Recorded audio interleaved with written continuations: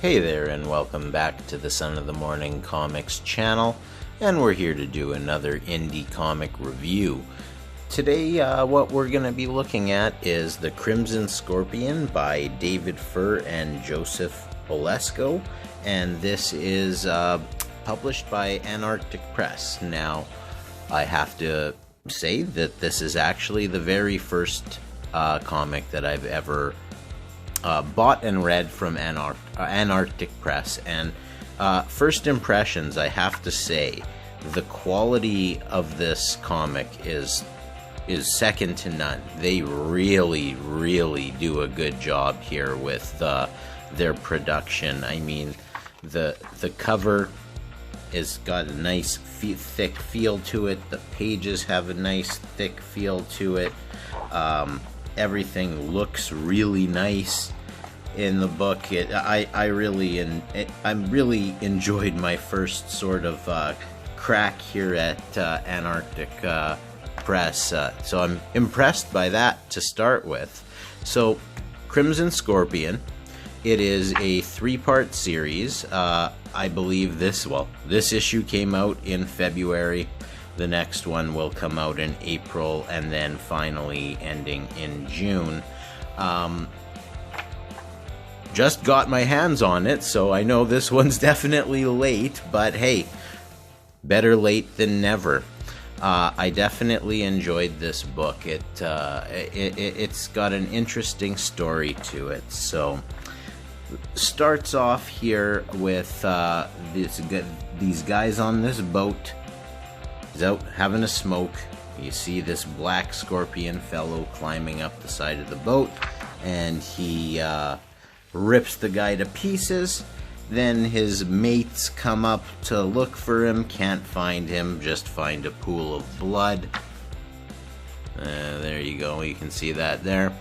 And so then they're trying to figure out what happened, and then this scorpion guy pops out of nowhere to maul them as well. And so then we are flipped back to a different setting altogether. We're in Washington, D.C., and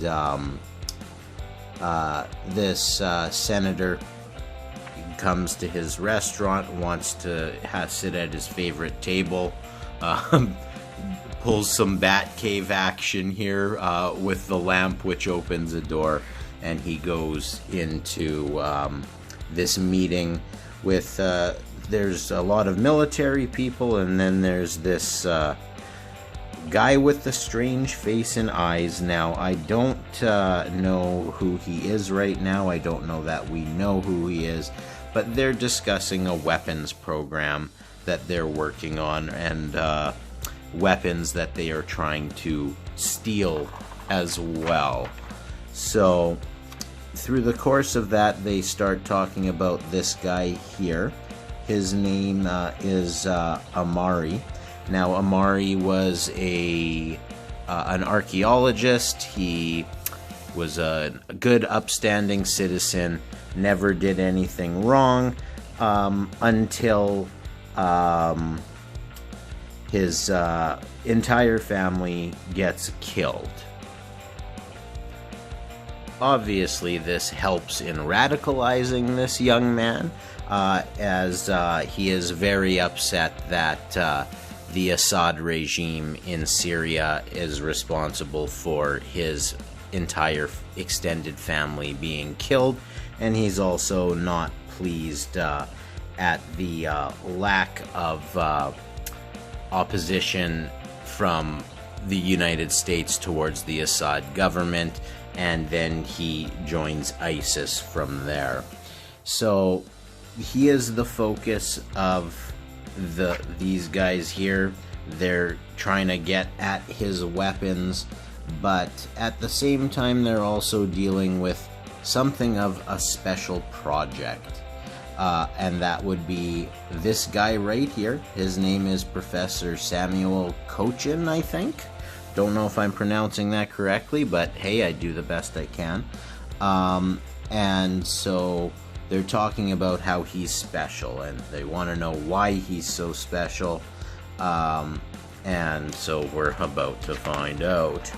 So here we have Simon.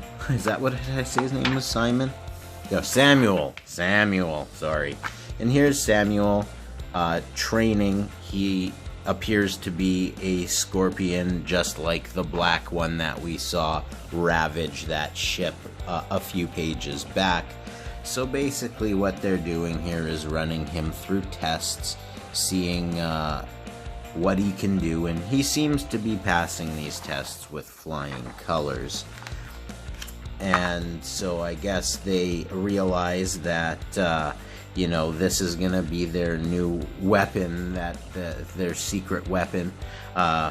They're training him in the basement of the Pentagon, so that kind of gives you an idea of where they're coming from here. So Samuel's worried about what his family thinks has happened to him because he has disappeared.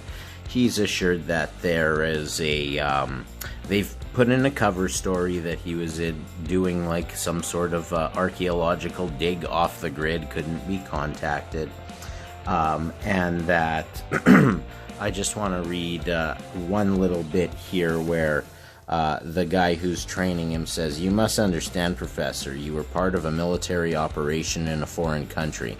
When you left, you were, as you said, just a guy from Ohio. When you returned, you became this." So we find out that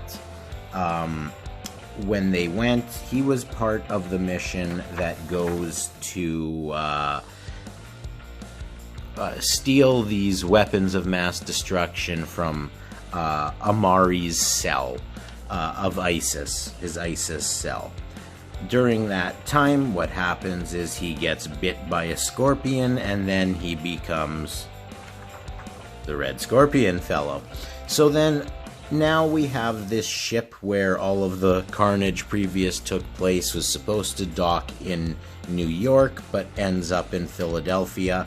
The army people, border people, whoever they are, go on to investigate, where they find the bloodbath, and then the Black Scorpion fellow decimates them as well. So you can see here, just lays waste to everyone, no problem.